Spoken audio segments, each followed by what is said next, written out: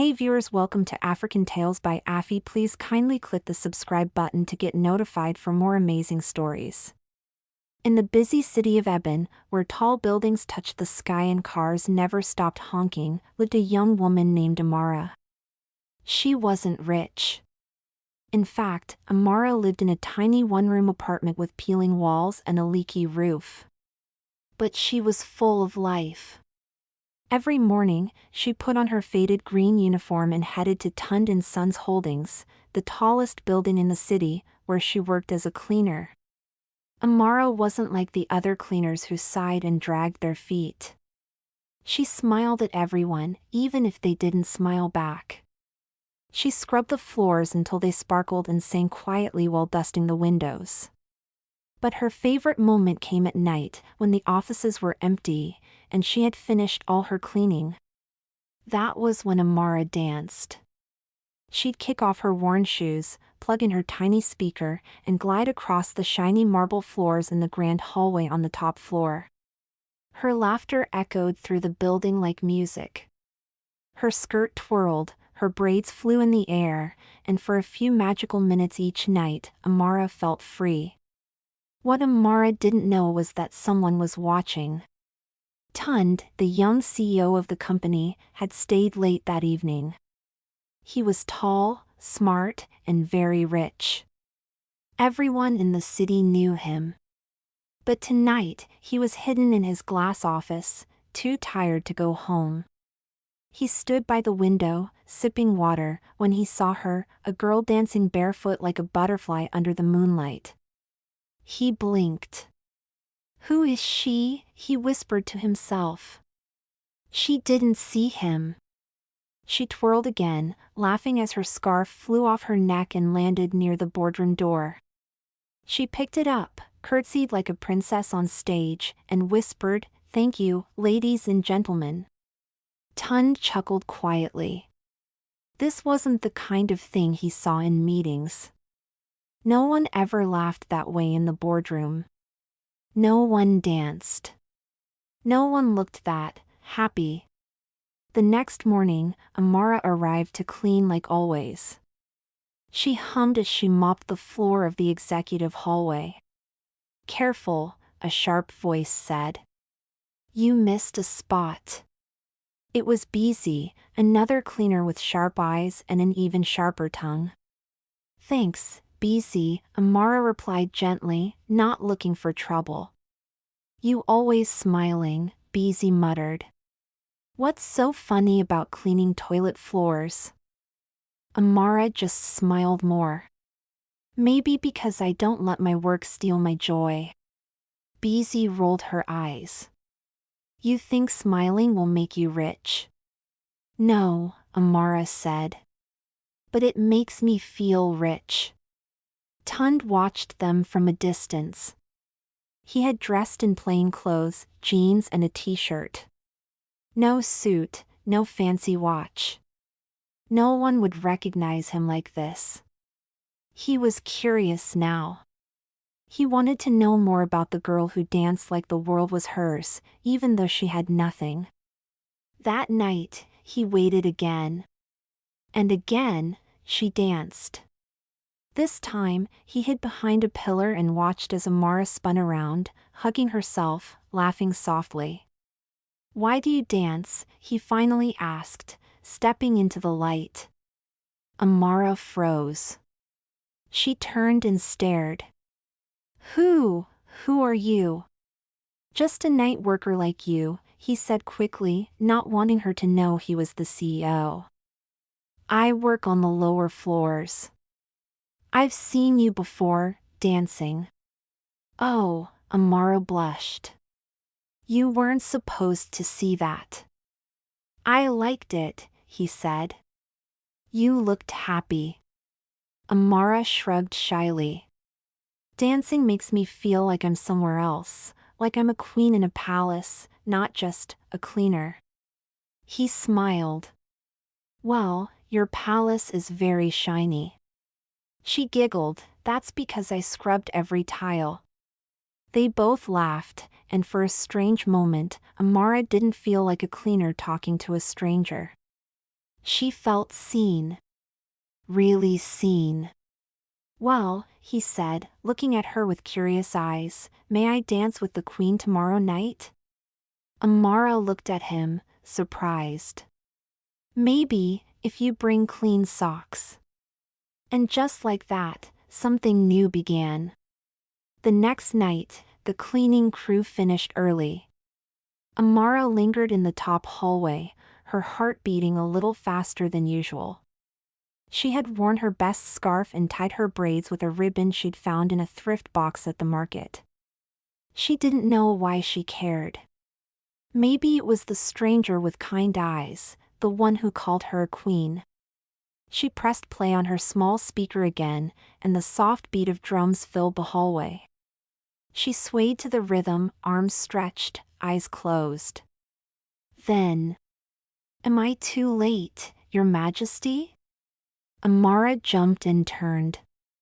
Tun stood there, still in his jeans, this time with socks that had tiny cartoon lions on them.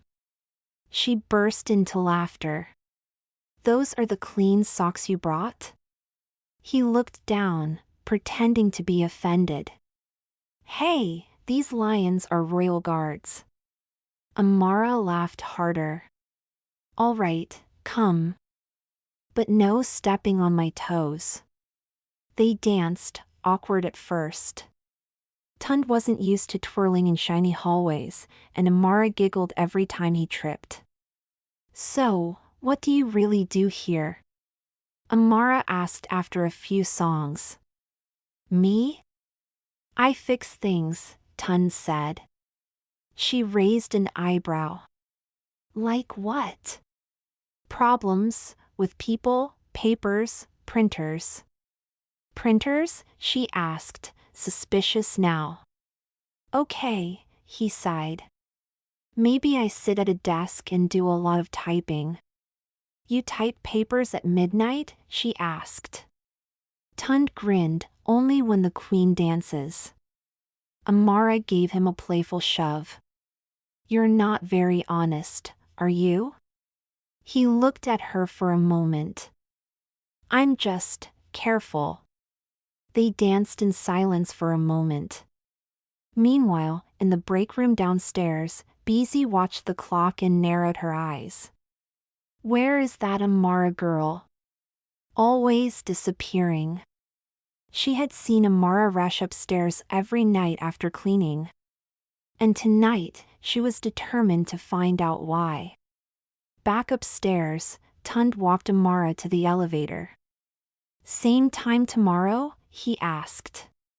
"Maybe," she said. "If the queen's in the mood." He chuckled. "Well then, I'll be waiting." As soon as the elevator doors shut, Beezy stepped out from behind the corner where she had been hiding. She squinted at the man walking away. He looked familiar. Too familiar. She muttered. This girl is up to something. The next day, Tund couldn't stop thinking about Amara. During board meetings, his mind drifted to her laugh.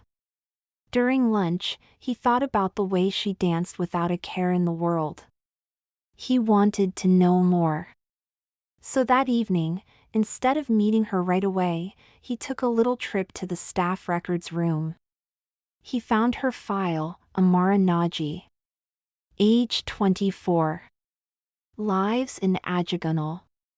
Started working 2 years ago. Single. He smiled at the last line. Then he did something strange, he visited her neighborhood.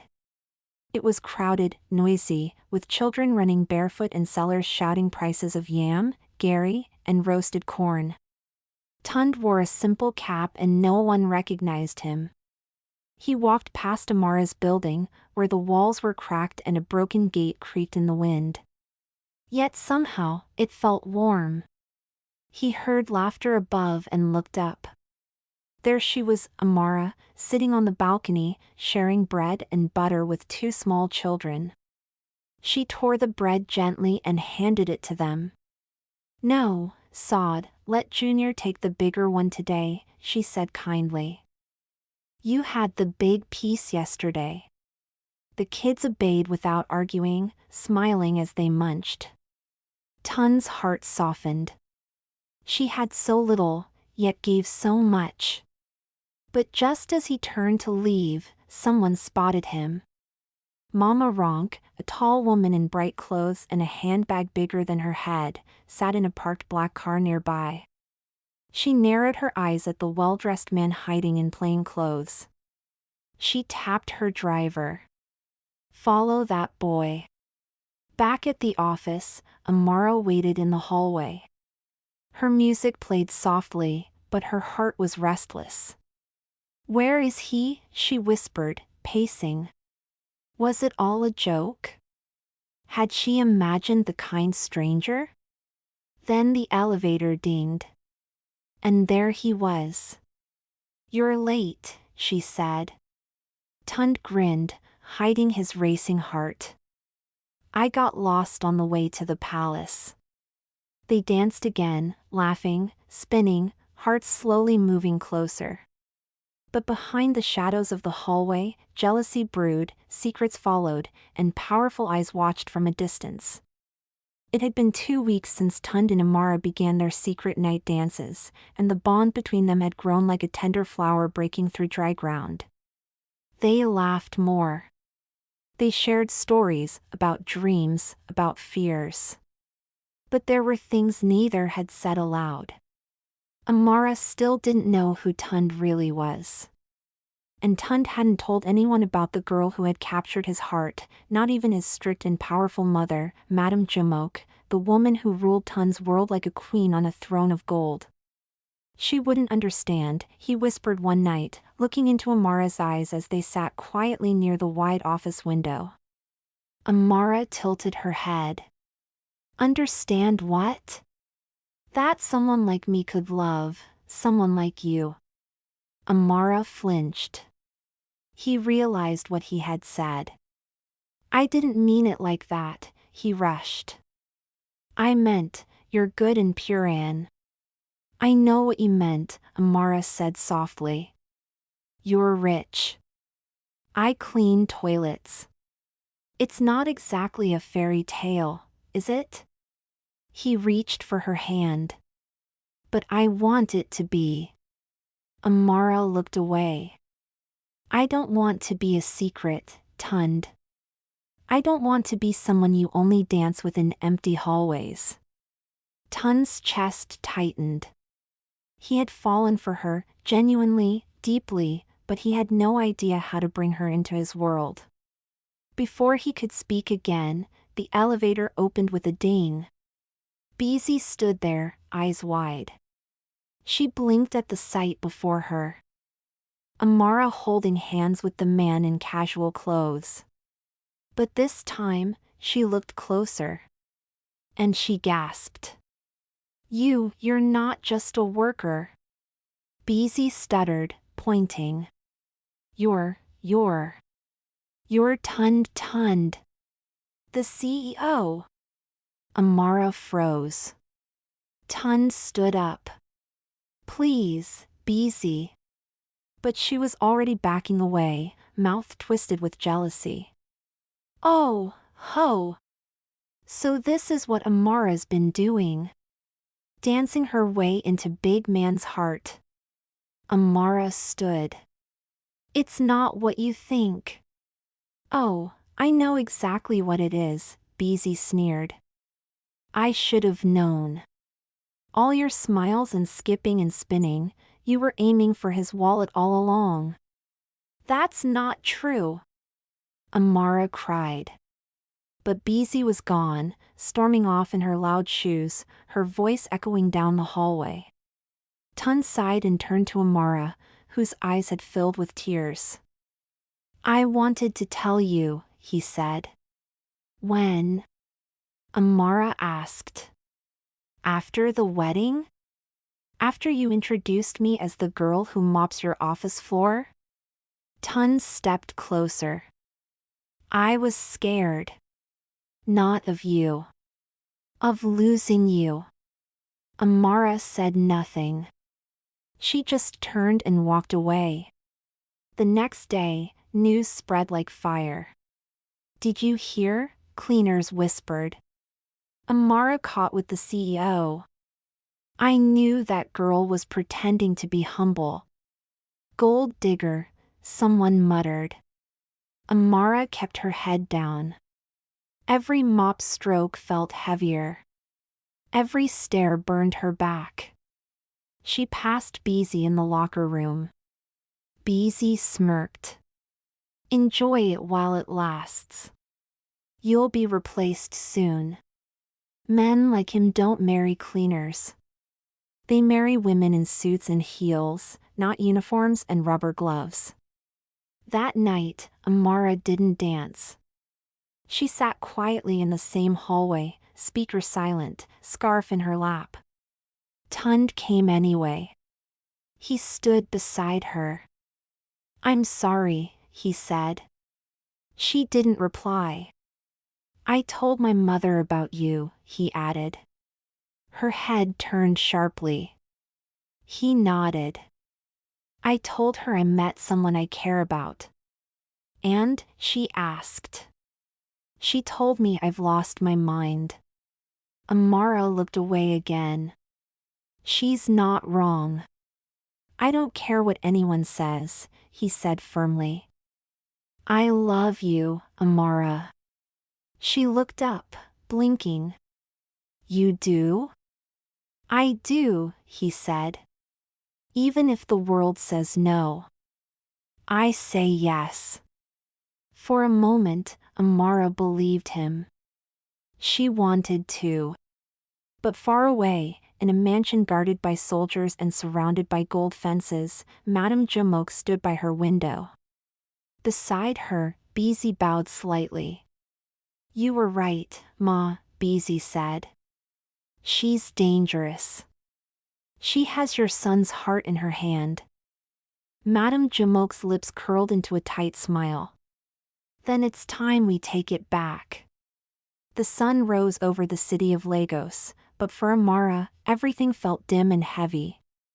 She hadn't seen Tund in 3 days. Ever since Beezy exposed them and rumors flew like birds in a storm, nothing had been the same.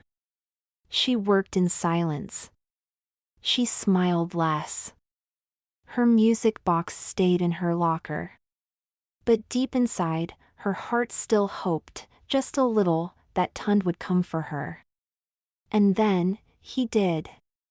That evening, as Amara stepped out of the company gates, ready to catch a bus home, a sleek black car pulled up beside her.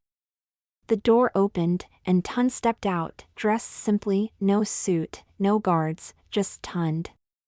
"Please," he said. "Can we talk?" Amara looked around.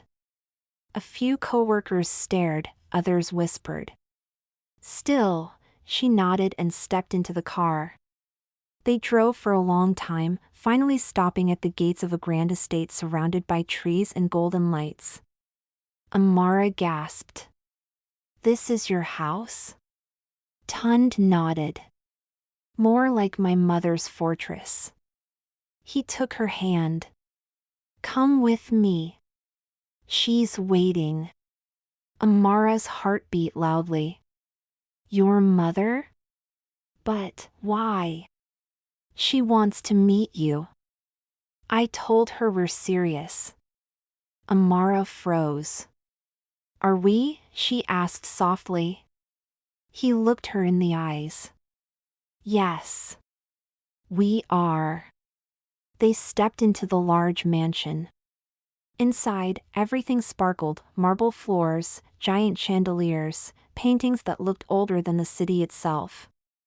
At the end of the hallway stood a tall woman in a silk wrapper and high heels. Madame Jamoke. Her gaze was sharp. Her arms were crossed. "So," she said, eyes cold, "this is the famous cleaner girl." Amara curtsied awkwardly. "Good evening, Ma." Madame Jamoke didn't reply. She walked slowly around Amara, eyeing her from head to toe. "Tund, she said, this girl is nothing. She has no class, no name, no background. You think she can fit in this world? She fits in my world, Tund replied firmly. Madame Jumok scoffed. She's using you. She's not, he said. She wants your money. I offered her none. She'll embarrass this family. Tund stepped forward. Mom, with all due respect, I love her. And I won't let you tear us apart. Madame Jumok's lips pressed into a thin line. And what will you do if I cut you off? Take her to sleep in the mop closet? Amara spoke then, her voice clear and strong. Ma, I didn't ask for your son's love. I didn't chase him. I didn't even know who he was. I only danced. Silence.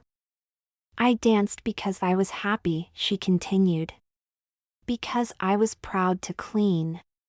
Because I wanted to smile even when I had nothing. I never planned any of this. But your son, he saw me when no one else did. And I saw the boy in him, the one who wanted to be free. Tund's eyes welled with tears. Madame Jumok blinked slowly. Then, to everyone's shock, she said, You're bold. Amara gulped. Madame Jumok turned away. And you're honest. She faced them again. Fine. You want her? You marry her. But don't come running when the world laughs. Tund smiled. Let them laugh.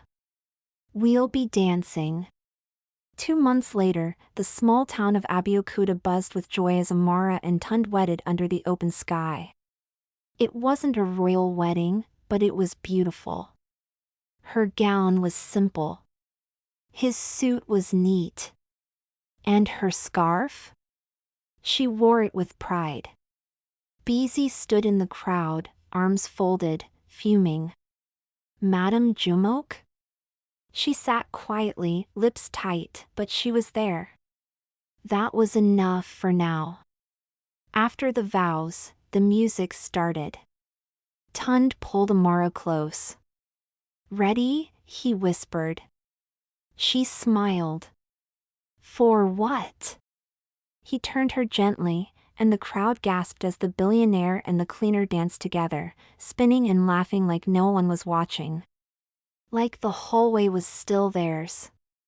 Like love had no title. Like joy had no class. Because in the end, it didn't. Hello tribe, hope we enjoyed today's story. Please kindly put what you've learned in the comments section.